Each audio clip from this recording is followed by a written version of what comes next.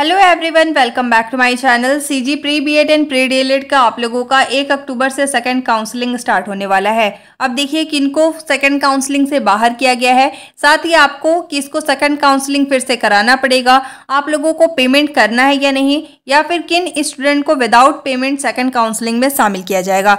आज के वीडियो में मैं आपको डिटेल से बताने वाली हूँ। साथ ही देखिए सेकंड काउंसलिंग से रिलेटेड आपने जितने भी कमेंट्स किए हुए हैं, यहाँ पे आप देख सकते हैं ये सारे आपके ही कमेंट्स हैं।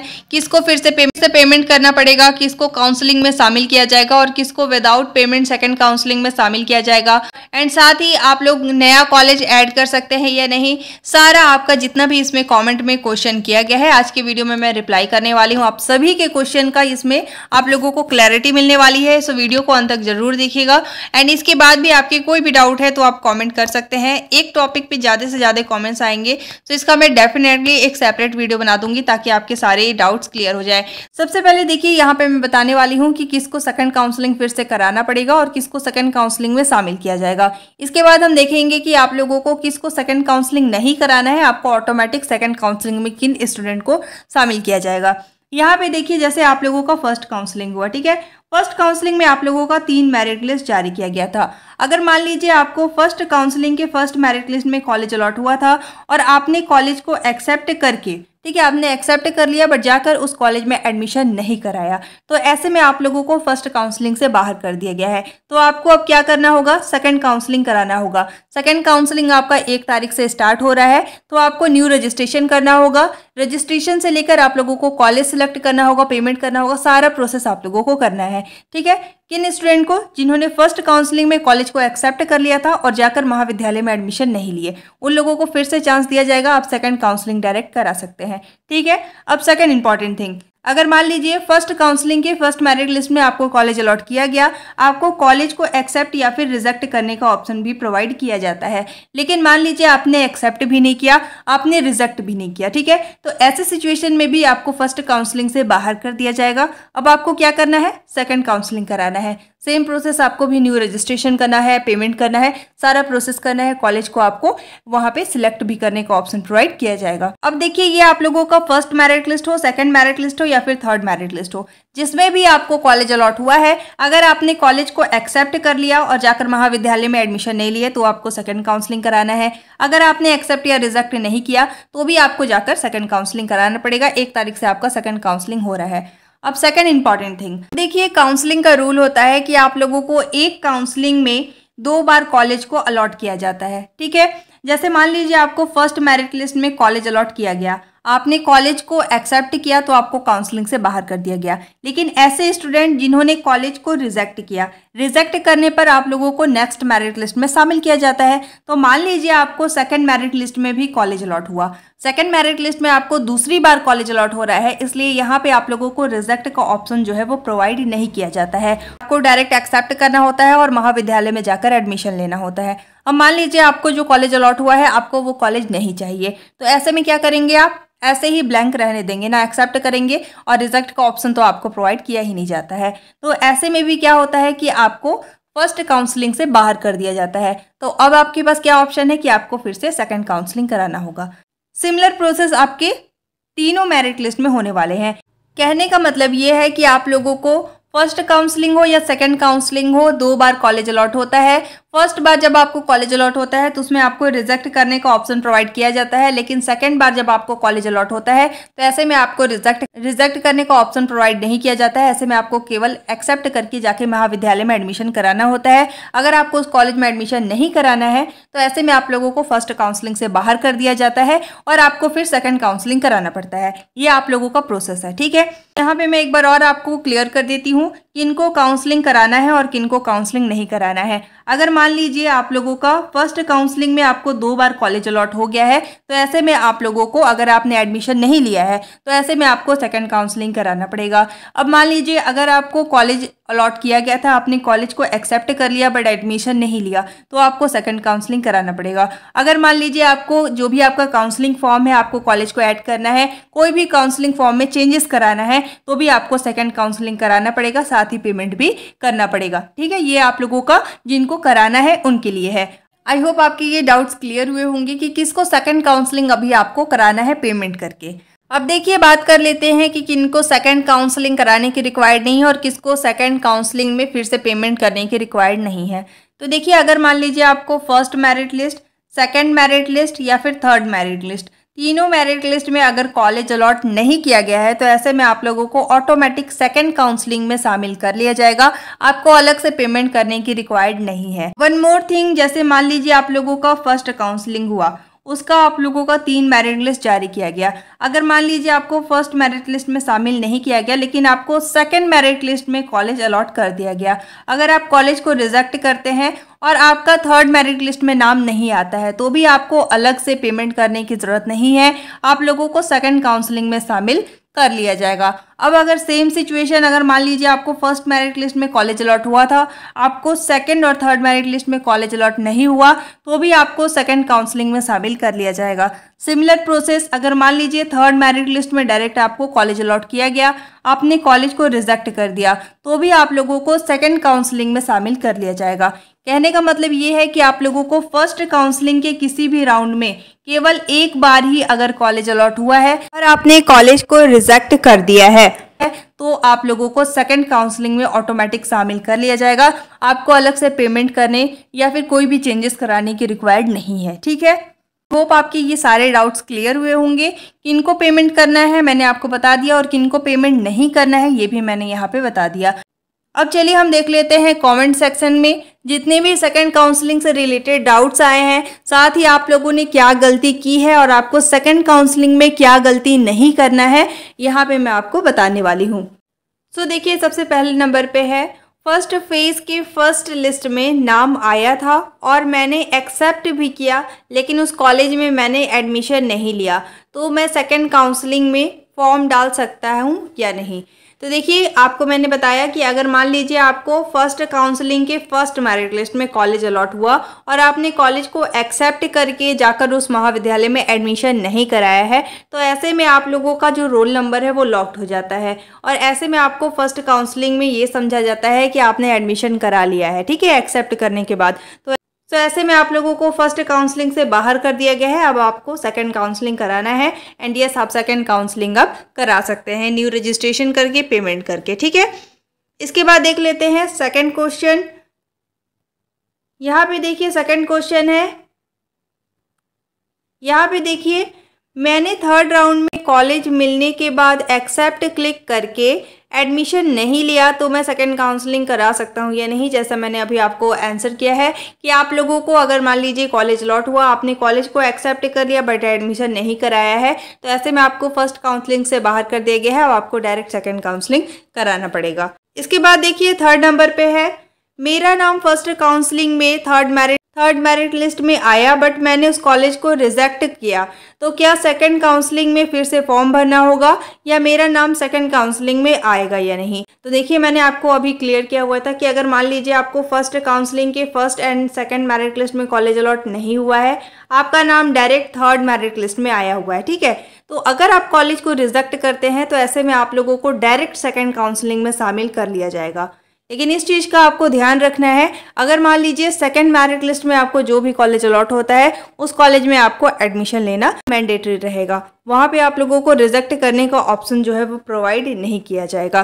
साथ ही देखिए अगर मान लीजिए आपको काउंसलिंग फॉर्म में कोई भी चेंजेस करना है, अगर आपका मिस्टेक हुआ है तो आपको पेमेंट करना पड़ेगा। अगर आपको कुछ भी चेंजेस नहीं कराना है, जो कॉलेज आपने प्रेफरेंस में सिलेक्ट किया है उसी कॉलेज में आपको एडमिशन चाहिए, तो ऐसे में आप लोगों को सेकंड काउंसलिंग कराने की कोई रिक्वायर्ड नहीं है। आपको ऑटोमेटिक सेकंड काउंसलिंग में शामिल कर लिया जाएगा। ठीक है, इसके बाद देखिए थर्ड नंबर पे है, मेरे में डाटा नॉट अवेलेबल बता रहा है, क्या करूं। तो देखिए अगर मान लीजिए अगर आपको फर्स्ट काउंसलिंग के किसी भी राउंड में अगर कॉलेज अलॉट नहीं होता है तो आपका इस तरीके से डाटा नॉट अवेलेबल बताता है। इसका मतलब आपको कोई भी कॉलेज अलॉट नहीं किया गया, इसलिए आप लोगों को इस तरीके से ऑप्शंस देखने को मिलते हैं। सो बेसिकली अब आपको क्या करना है, जैसे आपको अगर फर्स्ट काउंसलिंग के किसी भी मेरिट में कॉलेज अलॉट नहीं किया गया है तो आपको डायरेक्ट सेकंड काउंसलिंग में शामिल कर लिया जाएगा और सेकंड काउंसलिंग में आपको वेट करना पड़ेगा अपने कॉलेज अलॉट होने का। ठीक है, इसके बाद देखिए नेक्स्ट क्वेश्चन है, फर्स्ट काउंसलिंग में एक्सेप्ट या रिजेक्ट कुछ नहीं किया था, सेकंड काउंसलिंग में भी एक बार रिजेक्ट कर सकते हैं क्या? तो देखिए, मैंने आपको बताया कि आप लोगों को एक बार किसी भी काउंसलिंग में कॉलेज रिजेक्ट करने का ऑप्शन प्रोवाइड किया जाता है। जैसे आपने कहा कि आपको फर्स्ट काउंसलिंग में कॉलेज अलॉट हुआ था, आपने कॉलेज को एक्सेप्ट या फिर रिजेक्ट कुछ भी नहीं किया है, तो आप लोगों को फर्स्ट काउंसलिंग से बाहर कर दिया गया है। अब देखिए, आप लोगों को डायरेक्ट सेकंड काउंसलिंग कराना पड़ेगा। सेकंड काउंसलिंग का प्रोसेस भी सेम रहेगा। अगर आपका नंबर ठीक ठाक है तो आप लोगों को कॉलेज अलॉट कर दिया जाएगा। अगर मान लीजिए फर्स्ट मेरिट लिस्ट में आपको कॉलेज अलॉट किया गया, अगर आपको उस कॉलेज में एडमिशन चाहिए तो आपको एक्सेप्ट करके जाके महाविद्यालय में एडमिशन कराना होगा। अगर आपको उस कॉलेज में एडमिशन नहीं चाहिए तो आपको कॉलेज रिजेक्ट करना पड़ेगा। अगर मान लीजिए फिर आपको सेकंड मेरिट लिस्ट में कॉलेज अलॉट हो जाता है तो वहां पे आप लोगों को एक्सेप्ट करके जाकर महाविद्यालय में एडमिशन कराना होगा। ठीक है, तो यहाँ पे बेसिकली आप लोगों का आंसर यही है कि यस, आपको सेकंड काउंसलिंग में भी रिजेक्ट का ऑप्शन प्रोवाइड किया जाएगा, लेकिन किसी भी काउंसलिंग में केवल एक बार ही आपको रिजेक्ट का ऑप्शन प्रोवाइड किया जाएगा। लेकिन किसी भी काउंसलिंग में आपको केवल एक बार ही कॉलेज को रिजेक्ट करने का ऑप्शन प्रोवाइड किया जाता है, एंड साथ ही आप लोगों को 2 बार कॉलेज अलॉट मैक्सिमम हो सकते हैं। ठीक है, इसके बाद देखिए नेक्स्ट क्वेश्चन है, अगर पहले काउंसलिंग के तीनों फेज में कॉलेज नहीं मिला तो काउंसलिंग फिर से कराना होगा या नहीं? मैंने आपको अभी भी क्लियर किया हुआ है कि अगर आपको किसी भी मेरिट में कॉलेज अलॉट नहीं होता है तो आपको डायरेक्ट सेकंड काउंसलिंग में शामिल कर लिया जाएगा। आपको पेमेंट करने की रिक्वायर्ड नहीं है, आपको ऑटोमेटिक सेकंड काउंसलिंग में शामिल कर लिया जाएगा। ठीक है, इसके बाद देखिए, मैंने जो कॉलेज फर्स्ट काउंसलिंग में एक्सेप्ट किया है लेकिन एडमिशन नहीं लिया, सेकंड काउंसलिंग में सेम कॉलेज में नाम आ सकता है क्या अगर प्रेफरेंस डालूँ तो, क्योंकि मेरा नंबर अच्छा है? तो यस, अगर मान लीजिए आप लोगों को जो भी कॉलेज आपको फर्स्ट काउंसलिंग में अलॉट हुआ था, ठीक है, अगर आपको उसी कॉलेज में एडमिशन चाहिए तो आप उसी कॉलेज को एज अ प्रेफरेंस सेलेक्ट कर सकते हैं, और अगर आपका नंबर उस कॉलेज के कट ऑफ तक जाएगा तो आप लोगों को वो कॉलेज अलॉट हो जाएगा। ऐसा कोई बाउंडेशन नहीं है कि अगर आपने फर्स्ट काउंसलिंग में जो कॉलेज सेलेक्ट किया है वो सेकंड काउंसलिंग में आप शामिल नहीं कर सकते। सारे कॉलेज को आप, जो कॉलेज आप चाहे, आपने रिजेक्ट किया हो, उस कॉलेज को एक्सेप्ट करके छोड़ दिया हो, कोई सा भी कॉलेज हो, आप सेकंड काउंसलिंग में उसे सेलेक्ट कर सकते हैं। इसके बाद देखिए, थर्ड मेरिट लिस्ट में कॉलेज अलॉट हुआ और एक्सेप्ट कर ली हूँ बट एडमिशन नहीं लेना है, वहाँ तो क्या सेकंड काउंसलिंग करा सकती हूँ? तो यस, अगर आपको डायरेक्ट थर्ड मेरिट लिस्ट में फर्स्ट एंड सेकंड में नहीं अलॉट हुआ कॉलेज, थर्ड मेरिट लिस्ट में आपको डायरेक्ट कॉलेज अलॉट हुआ, आपने एक्सेप्ट कर लिया, इसके कारण आपको सेकंड काउंसलिंग कराना पड़ेगा। अगर आप एक्सेप्ट नहीं करते, कॉलेज को रिजेक्ट कर देते, तो आपको सेकंड काउंसलिंग कराने की रिक्वायर्ड नहीं थी, बट आपने यहाँ पे एक्सेप्ट कर लिया है तो आपको फिर से सेकंड काउंसलिंग कराना पड़ेगा। ठीक है, इसके बाद देखिए, सेकंड काउंसलिंग से अगर एडमिशन होता है तो कॉलेज फीस ज़्यादा लगता है या पहले की जैसे लगेगा? तो यस, बेसिकली आप लोगों का फर्स्ट काउंसलिंग हो, सेकंड काउंसलिंग हो या फिर थर्ड काउंसलिंग हो, आप लोगों का कॉलेज फीस सेम ही रहता है, बट ये है कि इस बार आप लोगों का फीस जो है वो बढ़ा है सभी कॉलेज का। ठीक है, तो वहाँ पे आप लोगों को पता करना पड़ेगा। अब देखिए, बहुत सारे स्टूडेंट का ये कॉमेंट आता है कि हमें कॉलेज का फीस किस तरीके से पता करना है। तो बेसिकली देखिए, अगर मान लीजिए आपको कॉलेज अलॉट होता है, कॉलेज कंफर्मेशन के लिए कॉल भी आता है, तो उस समय आप पूछ सकते हैं कि कितना फीस है और उसके अकॉर्डिंग ही आप एडमिशन ले सकते हैं। ठीक है, अब देखिए, आज का ये लास्ट कमेंट है, मैं सेकंड काउंसलिंग में और कॉलेज ऐड कर सकता हूं और करूंगा तो फिर पैसा लगेगा या नहीं? इसको आप ध्यान से समझिए। जैसे मान लीजिए आप लोगों को फर्स्ट काउंसलिंग के फर्स्ट मेरिट लिस्ट में कॉलेज अलॉट हो गया था, आपने कॉलेज को रिजेक्ट किया, आपको सेकंड और थर्ड मेरिट लिस्ट में कॉलेज अलॉट नहीं हुआ है। ठीक है, तो ऐसे में आप लोगों को सेकंड काउंसलिंग के लिए अलग से रजिस्ट्रेशन कराने की जरूरत नहीं है। आप लोगों को डायरेक्ट प्रोफाइल में लॉगिन करना है अपने ओल्ड रजिस्ट्रेशन नंबर से। ठीक है, और वहाँ पे आप लोगों को प्रोफाइल लॉगिन करने के बाद एक मॉडिफाई का ऑप्शन शो होता है, आगे आपको पेमेंट करना है, और पेमेंट करने के बाद वहाँ पे आप लोगों को मॉडिफाई वाले ऑप्शन में क्लिक करके इसके बाद वहाँ से आप कॉलेज को ऐड ऑन कर सकते हैं। अगर आपको कॉलेज को चेंज करना है, प्रेफरेंस को बदलना है, तो उसको भी आप कर पाएंगे, आपको अलग से रजिस्ट्रेशन करने की जरूरत नहीं है। साथ ही मान लीजिए आप लोगों को डायरेक्ट सेकंड मेरिट लिस्ट में कॉलेज अलॉट हुआ लेकिन आपको थर्ड मेरिट लिस्ट में शामिल नहीं किया गया, तो भी आप लोगों को अलग से रजिस्ट्रेशन करने की जरूरत नहीं है, आपको डायरेक्ट सेकेंड काउंसलिंग में शामिल किया जाएगा। और अगेन आप लॉगिन करके मॉडिफाई वाले ऑप्शन में क्लिक करके वहां से कॉलेज को ऐड कर सकते हैं, प्रेफरेंस को चेंज कर सकते हैं, ठीक है, पेमेंट करके। सिमिलर अगर मान लीजिए आपको फर्स्ट मेरिट लिस्ट में कॉलेज अलॉट नहीं हुआ, सेकंड मेरिट लिस्ट में भी कॉलेज अलॉट नहीं हुआ, आपको डायरेक्ट थर्ड मेरिट लिस्ट में कॉलेज अलॉट हुआ, तो भी आपको अलग से रजिस्ट्रेशन नहीं करना पड़ेगा, डायरेक्ट आपको पेमेंट करना है। मॉडिफाई वाले ऑप्शन में क्लिक करके आपको जाकर अपना जो भी प्रेफरेंस है उसको चेंज करना है, कॉलेज को ऐड कर देना है, ठीक है। ये ऐसे स्टूडेंट है जिनका प्रोफाइल लॉगिन हो चुका है, जिनको ऑटोमेटिक सेकंड काउंसलिंग में शामिल किया गया है। लेकिन अगर मान लीजिए आप लोगों को काउंसलिंग से बाहर कर दिया गया है, चाहे वो फर्स्ट मेरिट में हो, चाहे वो सेकंड मेरिट में हो, या फिर आप लोगों को थर्ड मेरिट लिस्ट में है, अगर आपको काउंसलिंग से बाहर कर दिया गया है तो आगे आपको न्यू रजिस्ट्रेशन करना पड़ेगा। न्यू रजिस्ट्रेशन करने पे आप लोगों को न्यू रजिस्ट्रेशन नंबर मिलेगा, उसके थ्रू ही आप लॉगिन कर पाएंगे। अदरवाइज ओल्ड आप लोगों का जो रजिस्ट्रेशन नंबर है उससे आप लॉगिन नहीं कर पाएंगे, ठीक है। तो उससे आप लोगों को लॉगिन करना होगा। लॉगिन करने के बाद सारे प्रोसीजर को फिल करने के बाद, पेमेंट करने के बाद लास्ट में आप काउंसलिंग के लिए कॉलेज को सिलेक्ट कर सकते हैं, प्रेफरेंस दे सकते हैं। आई होप आपके ये सारे डाउट्स क्लियर हुए होंगे। साथ ही देखिए जो आप लोगों का लास्ट कमेंट था कि आप लोग सेकंड काउंसलिंग में कॉलेज को ऐड कर सकते हैं या नहीं, तो ये सब कॉलेज को ऐड कर सकते हैं। लेकिन अगर आपको काउंसलिंग से बाहर किया गया है फर्स्ट राउंड से, तो आप लोगों को पेमेंट करके और न्यू रजिस्ट्रेशन करके आप लोगों को कॉलेज को चेंज करना होगा। लेकिन अगर आप लोगों को काउंसलिंग से बाहर नहीं किया गया है तो आपको न्यू रजिस्ट्रेशन नहीं करना है, डायरेक्ट आप लोग लॉग इन करके पेमेंट करेंगे और वहां पे आप लोग कॉलेज को चेंज कर सकते हैं, ठीक है।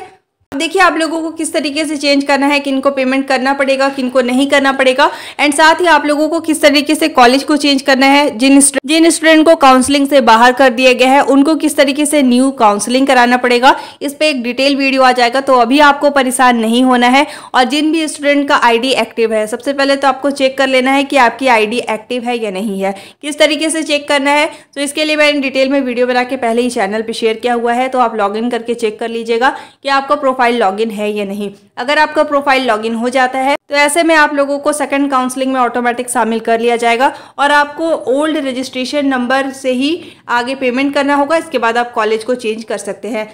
लेकिन मान लीजिए आपको कोई भी कॉलेज को चेंजेस नहीं करना है, प्रेफरेंस को नहीं बदलना है, तो ऐसे में आप लोगों को कुछ भी करने की रिक्वायर्ड नहीं है। सेकंड काउंसलिंग में आपको शामिल कर लिया जाएगा। इसके बाद अगर आपका नंबर तक कट ऑफ जाएगा किसी भी कॉलेज में, तो वो कॉलेज आप लोगों को अलॉट कर दिया जाएगा।